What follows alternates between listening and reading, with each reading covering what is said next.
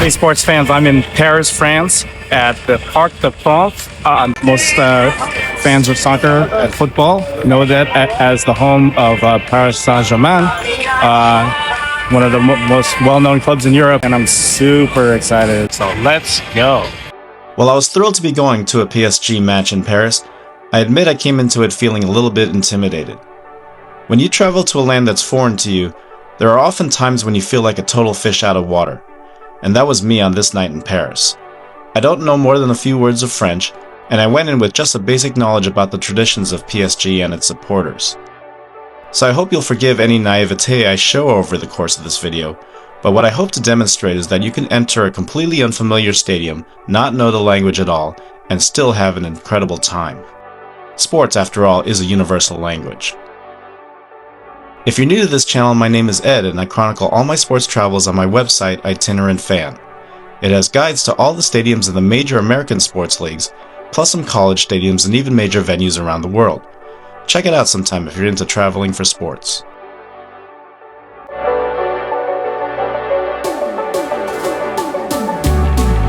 The city of Paris, France needs no introduction to any traveler.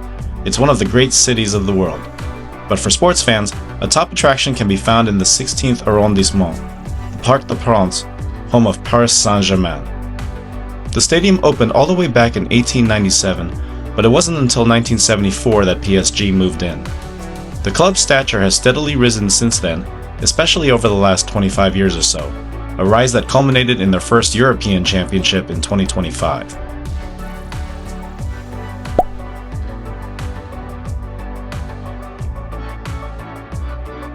Of course, a visitor to Paris has any number of great sights to see, and I certainly made sure to hit some of the top spots on my 4-day visit. But I am a sports guy after all, so watching a match at the Parc de France was the thing I was looking forward to the most. As with pretty much every other place I visited, heading to the match required getting on the Paris Metro.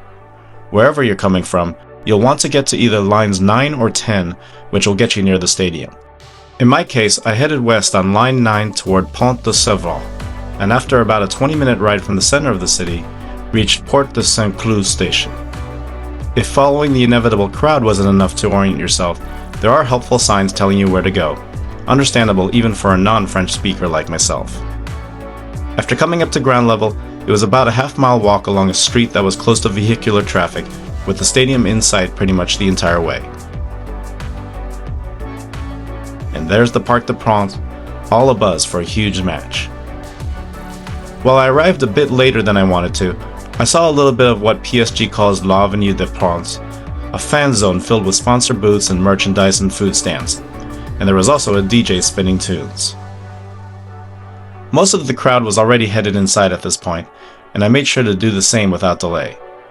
There are more than 10 entry gates into the Parc de France, and each ticket has a gate assigned to it so you know which portion of the stadium your seat is in. I entered the stadium through Gate B, which was in front of the Paris stand and my section 404. With about half an hour before kickoff, I made my way to my seat quickly so I could catch some of the pre-match festivities, and boy would I be glad I did.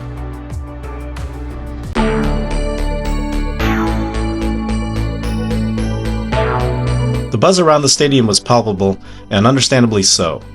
This was a particularly big match for PSG, a renewal of Le Classique, a match against arch-rival Marseille. I had visited Paris 2 years prior, and while I didn't have the opportunity to see a PSG match on that visit, I did take a tour of the Parc de France.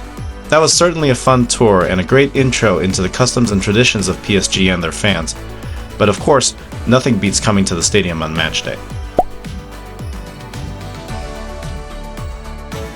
This match took place on Super Bowl Sunday back in the States, and while I was bummed to be missing that, I got a different taste of sports pageantry here. And let me tell you, it was an incredible thing to see. First, they rolled out one of France's most popular musicians, rapper Booba, who performed about a 10-minute set to get the crowd really revved up. Then it came time to hype up the stadium for the match, and I have to say I was blown away by how great the theatrics were here. First, it's a tradition for the players to walk out to the song Who Said I Would by Phil Collins.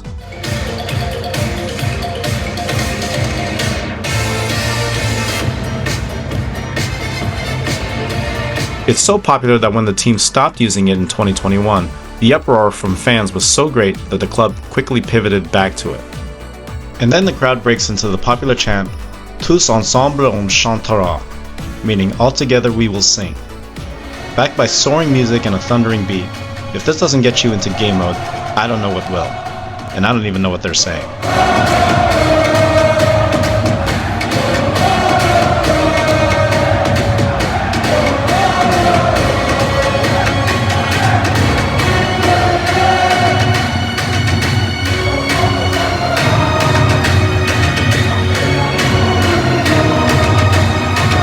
Between the singing, the lights, and all the fans waving giveaway flags, this was just an incredible scene. Oh, and it might look like the stand to the right there is on fire, but that's just the Collectif Ultras Paris, the intensely passionate fan group that occupies the Autreuil stand at the Parc de France. Just watching them, with their flares, flags, and massive signs, is a treat in and of itself. Organized fan groups also occupy the opposite side of the stadium, in the Bologna stand. PSG supporter groups have a long and intense history with the club, and while I don't know enough about them to speak confidently here, reading up on them was fascinating to me. Drop a comment below if you'd like to chime in on what it's like being a PSG supporter. I'd love to hear your story.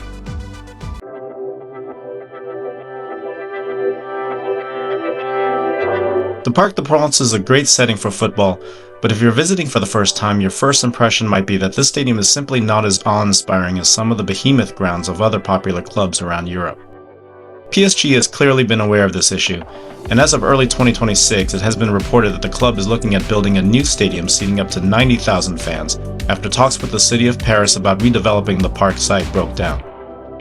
That's not surprising at all considering PSG's popularity, but I have to say, the relatively smaller size of the Parc is a unique part of this experience, and the club does very well with it considering what they have. PSG's distinctive branding is everywhere you look in the stadium, and even for someone like me who comes to visit and knows nothing of the customs and traditions, you can get decently versed in it just by looking around and soaking in the atmosphere for one match. By the way, I didn't go and get food of any kind during this match, but I did notice that smaller food stands are fairly plentiful around the upper and lower hallways. A lot of what's on offer is what I would call the usual as stadium food goes, like hamburgers and hot dogs, but you can also get a version of the croque monsieur, as well as falafel wraps if you're looking for something at least slightly unusual. Just don't go at halftime, because the concourses can get completely jammed from what I saw. Anyway, this version of Le Classique was tilted toward PSG early, and the home club cashed in with a goal at the 12th minute.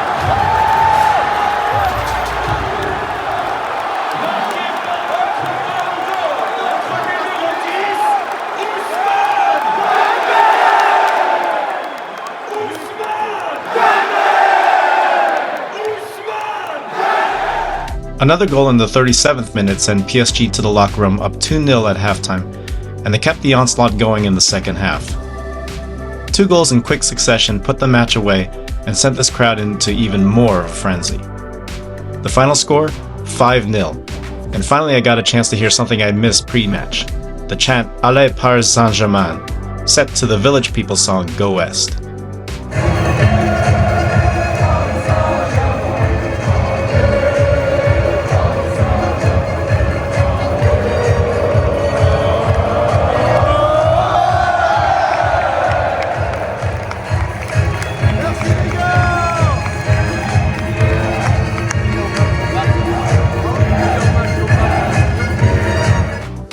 There was quite a buzz still going after the end of the match, with fans milling about taking in the scene, and others looking for more of the giveaway flags to take home.